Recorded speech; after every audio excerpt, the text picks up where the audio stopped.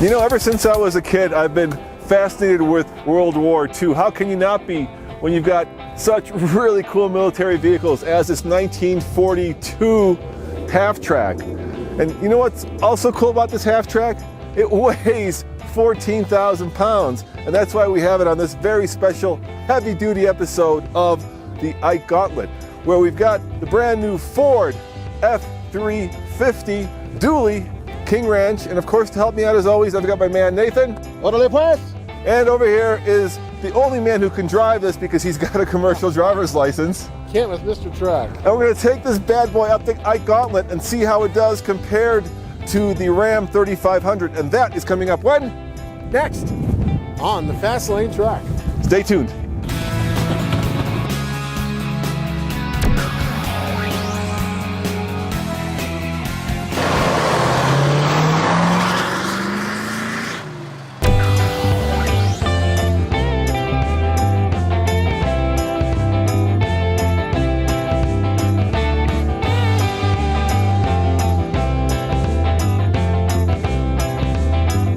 All right, guys, here we are once again going up the Ike Gauntlet with a bloody half-track. 3, 2, 1, now. Got it.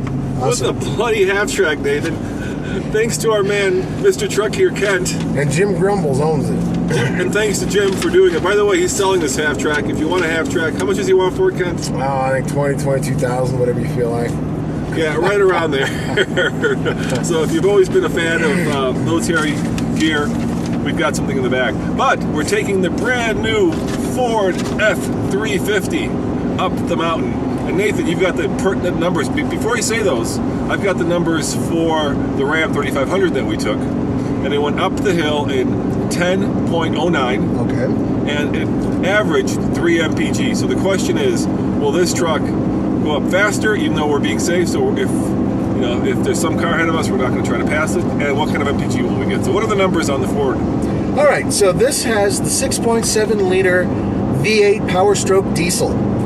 Produces 440 horsepower at 2,800 RPM, and more importantly, 860 pound-feet of torque at 1,600 RPM. That's really impressive. Has a 6-speed automatic transmission. This one is a 4-wheel drive. Rear axle ratio is 3.73. Now, this truck is towing 21,600 pounds, which is a lot. And our tongue weight is 3,400 pounds. Yeah, we're 15% on this one also. 15% on this one.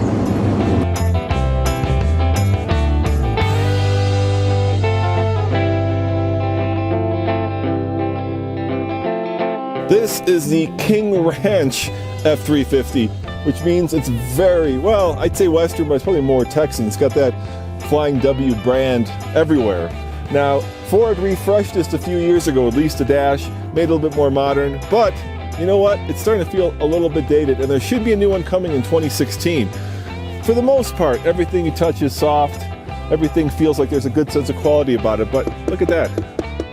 That's a lot of plastic for a truck that costs as much as, well, let's face it, a 5 Series BMW. Our GCWR, 30,800 pounds. Our GVWR is 14,000 pounds. Now, our maximum payload is 6,670 pounds. And the maximum gooseneck towing is 23,500 pounds. Yeah. Altogether, this is very close. The numbers are remarkably close to the Ram 3500 we just had, right? Actually, yeah. 80 pounds separates the two. Yeah, 80 pounds. 80 pounds, which is somewhat remarkable. The torque numbers are very close. Overall, they're very similar vehicles, but I got to tell you right now, this truck is quieter, does not sound as truck-like, and is so far, the ride is a little bit better, I think. Yeah, it's not quite as bouncy. Yeah, it is quieter, definitely quieter. And we're slowing down a lot because we're heading up the Ike Gauntlet, which is an extreme test of a truck's towing ability, and we have this thing almost loaded to its maximum towing capacity. Are you wide open throttle? Yes, I'm wide open throttle. We're under all of our numbers, so we're totally legal. Now we're in the trucker lane now, the last lane. But I was going 65 up to that point, so it's doing really well. And I like these RPMs coming up. I was kind of disappointed because a lot of times he's only running 1,800 RPM, and you need the horsepower. I mean, sure, torque starts you, torque holds you the hill. The horsepower gives you the acceleration, and my RPMs were too low for that. And now it's actually done the first part of this leg, it's had the high RPMs. We've been 2,500, which makes me happy. That's what you got to have to pull these kind of hills.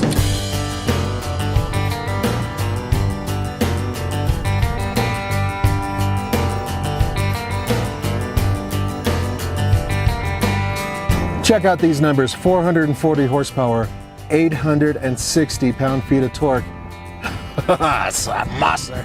6.7 liter diesel, built by Ford, hooked up to a 6-speed automatic transmission, also built by Ford, feeding all 4 wheels. This is a 4x4.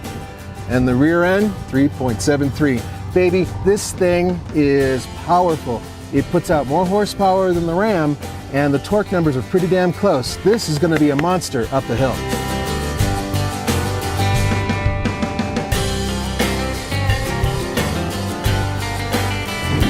What modes are we in? What are you using? Are we using a tow haul mode? We're using tow haul mode, exhaust brake. Right now we're in 4th gear. And coming down the hill, because I was trying to compare this right off the bat with the Ram, and the Ram has that automatic mode and the full mode. Right. And it held really well, about 60 miles an hour, not extreme grades. The other one you had to kick in, but it would actually move 10 miles an hour before it would hold you.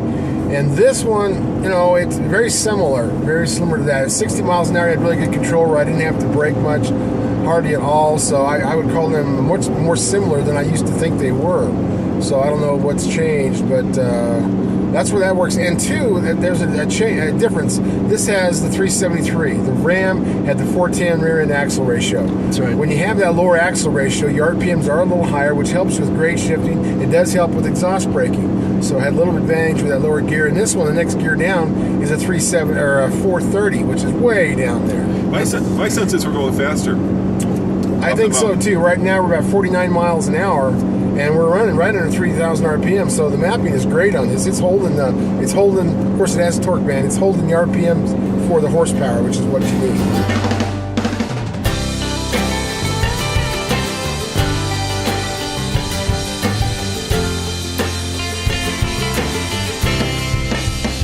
There's a big difference between the way Ram approaches diesels and the way Ford does, and that is Ford builds their diesels in-house. Yep. That's right. So this is a Ford engine. This is a Ford power plant. That's brand new. Well, relatively new. Relatively, yeah, 2011. Yeah. And the Cummins in the Ram and the transmission in the Ram are farmed from outside, obviously, Cummins. Right. So, I mean, the bottom line is that Ford has really worked on making their diesels better and better each time, because, well, in the past they've been known to be not as good. And this is the second series Power Stroke 6.7. This one has a single turbo. The other one had two compressor wheels. Yeah, and it sits right inside the right between the V of the engine block, right? That's the reverse flow. It's interesting that they do that there. And the Gauntlet is starting in Silverthorne, Colorado, and going up to the Eisenhower Tunnel starts at about 9 or 10ish and goes up to just it's down at 8.5 to 9. Yeah, it goes about 11 and a half, 12ish, 13, yeah. And what makes this so hard, besides the fact that we're towing a bloody half track that's armored, is the fact that there's a lot less oxygen up here, about 30% less, which means that we're down. Well, with turbos you make up for that, but 30% less power, so that's a significant drop. Well, it's not 30% less, but it's a significant drop. Yeah. I mean, you never know, because different turbochargers work differently, right, and engines burn force differently. Induction does make up for it. Yes, it does. It does help, but it doesn't completely mitigate it. That's the important point here.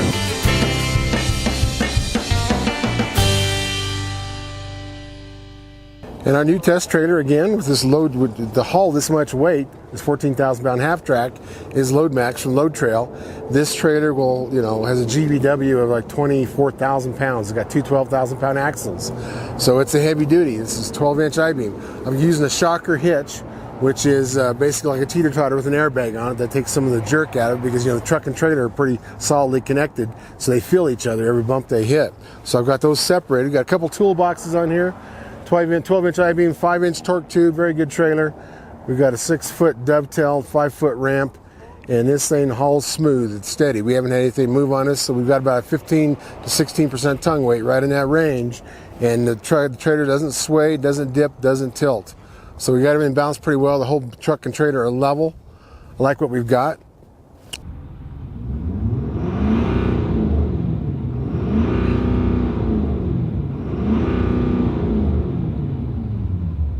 Hey, we're about to pass a semi-truck. Yeah, we're gonna Yeah, rock this I dude. think he's about 80,000. He looks pretty loaded. He's sitting on his springs.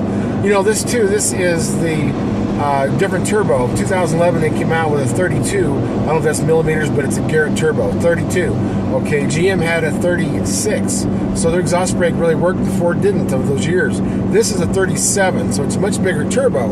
And that gives you that power, but it also does suck some of the fuel. I know they went to a different injection for 2015, but from what I've seen of this gets a little less fuel economy than what the previous one did. Well, bigger turbos, more fuel is getting used because it's drawing that much more air. And speaking of that, we're getting 2.7, guys, so we're at 0.3 right now less than we were when we got to the top of the hill. With the Ram, yeah. With the Ram, yeah. This is very interesting. So one of the many questions we have to answer when we're deliberating about the Gold Hitch Award is it more important to get better mileage up the hill or better speed, better power? And that's a big question because there are many vehicles that'll go up this hill fast but get bad mileage, and there are other vehicles that go up this hill moderately slow and get much better mileage. That's kind of the thing. Which one do we really value?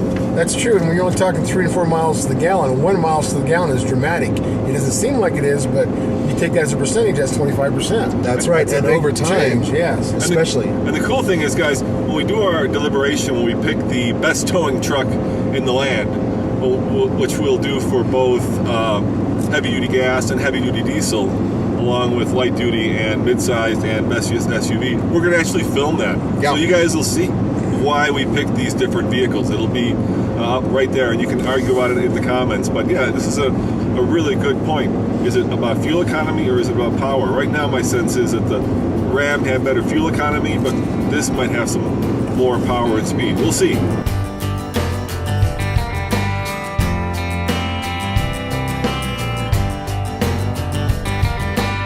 Now there are a couple things I wanted to tell you about before I get on to style, and that is, first of all, its price. $67,800, so it's a couple $1,000s under the 3500 Ram. Now speaking of Ram, these fenders in this style, well, Ram kind of started that, but what's interesting is now Ram has a smooth all steel fender that comes up and around, and Ford is sticking to this.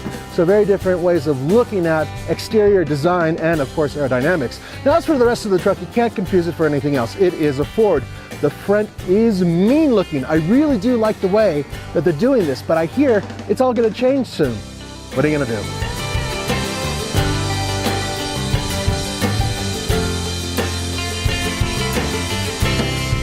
It certainly is quieter, and it certainly is smoother. It is quieter, yeah. I won't I debate think it's a that. little smoother, yeah. Yeah, I mean, but and they're very different, and at the same time, their numbers are so close. It's really impressive. And a lot of people like the quiet, and a lot of people like to hear the diesel. I mean, they like that feel, so it's up to the individual buyer. Now, Roman, did you buy a CB for us? Not yet, but we'll get a CB. We want to get a CB. We need a CB.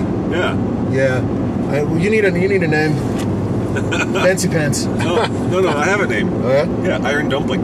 Iron Dumpling. That's my name. There you go. Serious. You get a lot of recurring calls from that. All right, we're coming to the top, guys. We'll be Oh, close. now what am I doing? I got a guy. Okay, he's letting me go to the last outside lane. We got our blocker car Good. there. So we get a clean run. Nice work. Nice work. Good job. We're down the fast lane. We're almost 9. Yeah, we're in the fast lane. I like it here. So is this going to be really close, guys? Because can we make it to the lights in the next minute?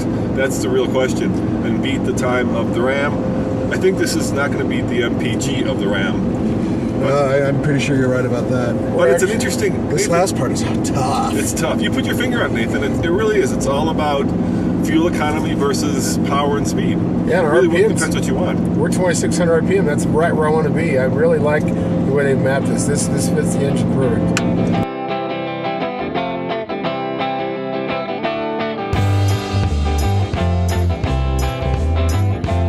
Now, another thing I want to talk about, you see the big holes in these wheels. Those are actually hand holes, like a semi has, just like my trailer has. You can go back here and your hand will fit in there. So if you're trying to check the air pressure, your hand fits. You can take the cap off, or in Ford's case, they have flow-through caps, which I use too. So you just put your stick on the end of it, your air measuring device, and you can do that without taking the cap off. But Ford has the big holes like they should, because you spend a lot of time checking these dual tires, because you can't always see them. When one goes flat, it can actually loosen up the other one. But you don't always know unless you're looking between them. So checking air pressure on duals is more important than checking air pressure on a single tire. You don't know when they're going down.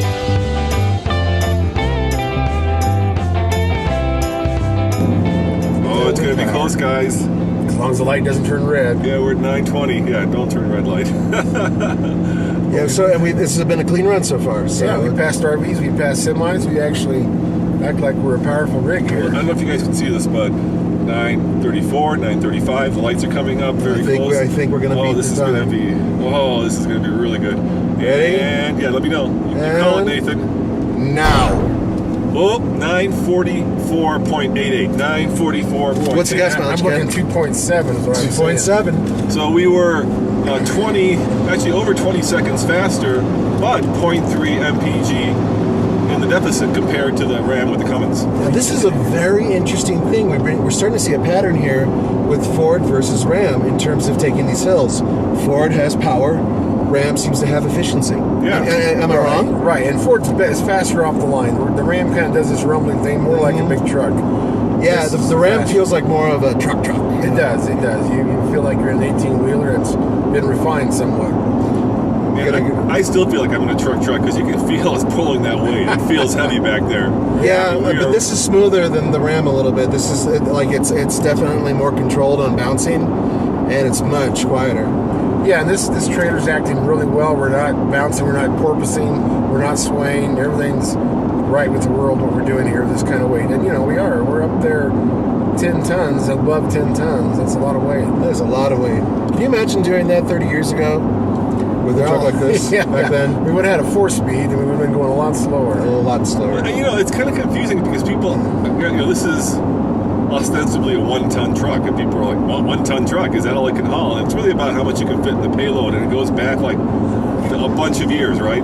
So Yeah. the designation between half-ton and 1-ton has been kind of made meaningless because the truck's capabilities are so much higher now. Right. And it's not about towing, it's about payload, by the way, guys, in case you're wondering what the distinction is there.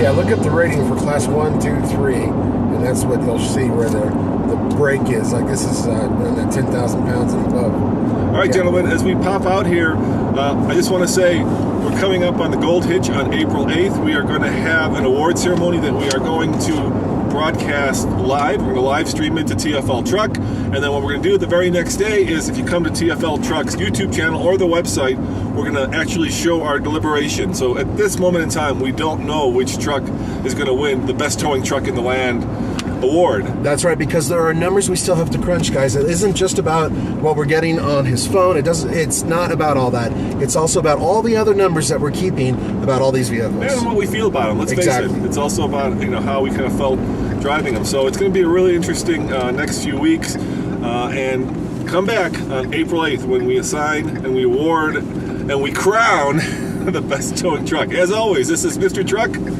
Kent. And Nathan. saying thanks for watching, and check out tfltruck.com for more news, views, and a whole bunch of towing reviews. And by the way, guys, if you're wondering what happened to the GM, we love to test it. We contacted GM. They just could not get a truck to us. Yeah, they just don't have one in the fleet that they could give to us. I think they really wanted to. It's just I think a they wanted question. to. I'm not. They just didn't have it. Sometimes Next year.